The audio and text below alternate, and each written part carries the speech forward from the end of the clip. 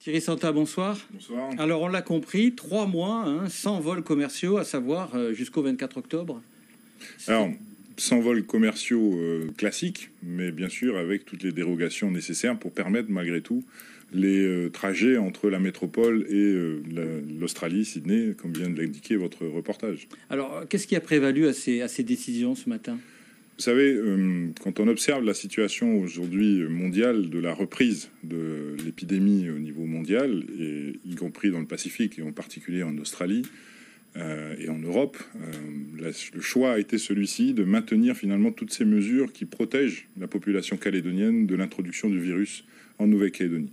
Je crois qu'aujourd'hui, tout le monde apprécie la situation exceptionnelle qui est la nôtre, où on a retrouvé une vie quasi normale ici en Nouvelle-Calédonie. Et notre responsabilité, le gouvernement collégial, est de maintenir cet état de cette situation.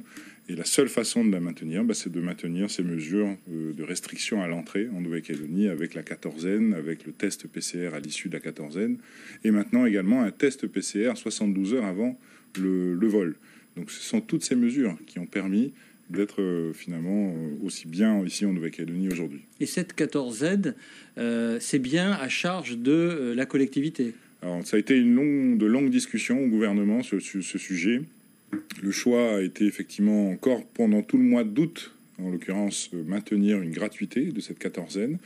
La question se posera à nouveau à la fin du mois d'août, quand on aura observé le fonctionnement, j'allais dire, en régime de croisière, puisque vous l'avez compris, d'ici la fin du mois de juillet, les 2 derniers vols qui sont prévus, on considère qu'on arrive au bout du rapatriement tel que nous l'avions évoqué au début de la crise. Et on va rentrer dans un régime de croisière avec les gens qui vont acheter leurs billets d'avion directement auprès des compagnies. Et on va observer donc quelle est l'ampleur finalement de ces déplacements en Nouvelle-Calédonie. Et en fonction, on remettra le sujet sur la table. Mais en tout état de cause, pendant tout le mois d'août, la décision a été prise en ce sens d'une gratuité maintenue. Une gratuité, et le nombre de places en quatorzaine va-t-il varier ou pas ? On a toujours cette limite maximum de 600 places. Et là, ce sont nos capacités sanitaires de contrôle qui nous l'imposent. Mais le constat que nous faisons d'ores et déjà, c'est qu'il y a beaucoup moins de monde qui souhaite revenir en Nouvelle-Calédonie ou venir en Nouvelle-Calédonie. On est toujours dans un état d'urgence, c'est-à-dire que les personnes autorisées à revenir le sont pour des raisons familiales, des raisons d'urgence sanitaire, d'urgence économique, tout ce genre de choses. Les étrangers ne sont toujours pas autorisés à venir en Nouvelle-Calédonie. Et donc, on constate une baisse significative du nombre de personnes qui, aujourd'hui, nécessitent à peu près 300 places d'hôtel. C'est le dispositif qui est toujours en vigueur, mais qui pourra bien sûr monter en puissance en fonction de l'évolution des besoins en la matière. Un mot sur ce 1er août où cette gestion simplifiée va se mettre en place. L'objectif, je vous le disais, le constat que nous faisons d'abord, c'est que nous ne maîtrisons plus le tronçon Paris-Tokyo. Là, je parle bien du trajet Paris-Nouméa. On maîtrise bien sûr le tronçon Tokyo-Nouméa puisque c'est Air Calin qui l'opère, mais toutes les autres compagnies, y compris Air France, maintenant vendent leurs billets d'avion de manière normale entre Paris et Tokyo. Donc c'est quand même une contrainte qui s'impose à nous et qui nous empêche de garder une maîtrise totale finalement des arrivées ici en Nouvelle-Calédonie. C'est la principale raison pour laquelle nous avons décidé de passer à ce système commercial par les compagnies directement, mais en maîtrisant l'arrivée des personnes sur place avec ce système de quatorzaine obligatoire à l'hôtel et le PCR à l'issue de la quatorzaine. Alors vous restez avec nous, Monsieur le Président du gouvernement. On va évoquer un autre dossier concernant les Calédoniens. Le nickel, il est en cette période préélectorale l'objet de toutes les convoitises sans pour autant faire consensus. Le point avec Bernard Lassos et Kayo Toui. Hasard du calendrier, en pleine ouverture de la campagne référendaire, le nickel se voit conjugué à tous les modes. Minerais et exportation, usines et métallurgie, chacun y va de sa stratégie. Ainsi, le projet pays de politique minière porté et adopté lors de la convention du FLNKS, projet que Daniel Goa définissait ainsi.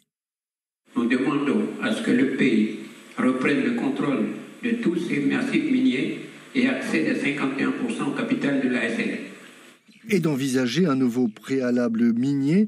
Tout récemment, dans un communiqué musclé, le même réitérait son opposition à toute demande d'exportation nouvelle, synonyme de pillage. Dans le même temps, c'est le rachat de vallées par les Australiens qu'il se refuse à soutenir, offre assimilée à une opération de spéculation à court terme. Vallée, dont le PDG Antonin Beurier assurait il y a un mois à Yaté qu'il n'existait aucune alternative à l'offre de la société australienne NRZ.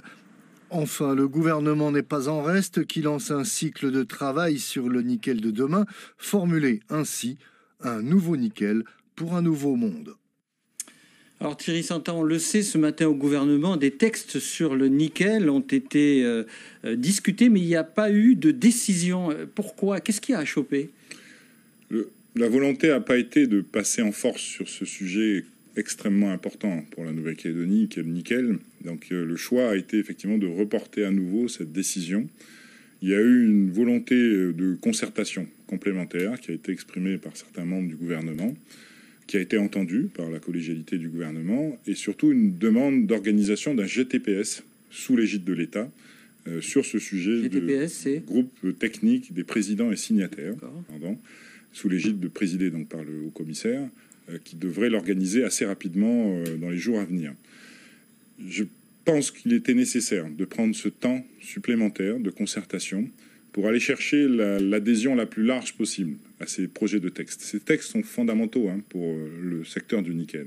On parle d'un texte qui autorise les industries métallurgiques à exporter une partie de leurs minerais qui ne sont pas valorisables localement, c'est le premier texte, mais on parle aussi de textes qui créent une redevance d'extraction et une taxe d'exportation.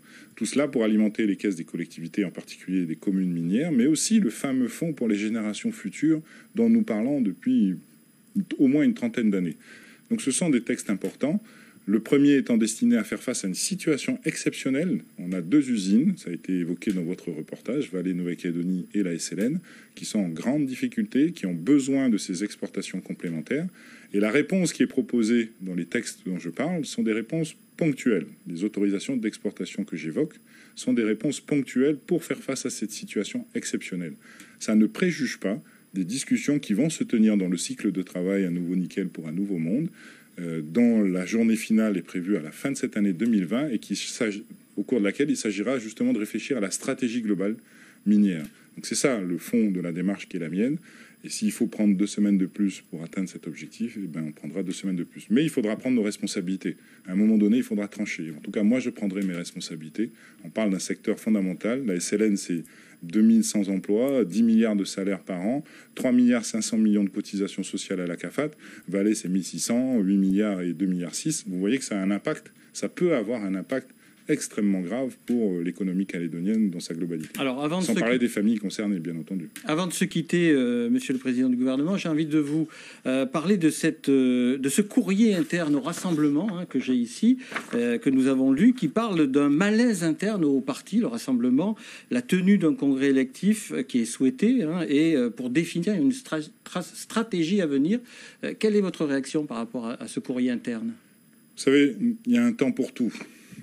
Aujourd'hui, le temps est à l'organisation de notre campagne référendaire et donc à l'unité, à l'union et à l'unité de tous les mouvements loyalistes que nous sommes. Nous avons prouvé dimanche dernier que grâce à cette union, nous sommes capables de mobiliser une grande quantité de personnes qui sont convaincues de la nécessité de maintenir la Calédonie dans la France. Et je crois que les Calédoniens loyalistes attendent de nous de maintenir cette unité jusqu'au bout. On aura bien entendu l'occasion d'organiser un congrès électif pour le rassemblement. Mais je suis convaincu qu'il faut le faire après l'échéance référendaire. Encore une fois, les Calédoniens aujourd'hui, la préoccupation des Calédoniens n'est pas de savoir qui va être président du rassemblement. La préoccupation des Calédoniens, c'est comment les partis loyalistes que nous sommes, gardant l'unité qui est la nôtre et ensemble faisant la campagne référendaire fondamentale pour l'avenir de la Nouvelle-Calédonie et pour la défense de nos convictions. Thierry Santin, merci.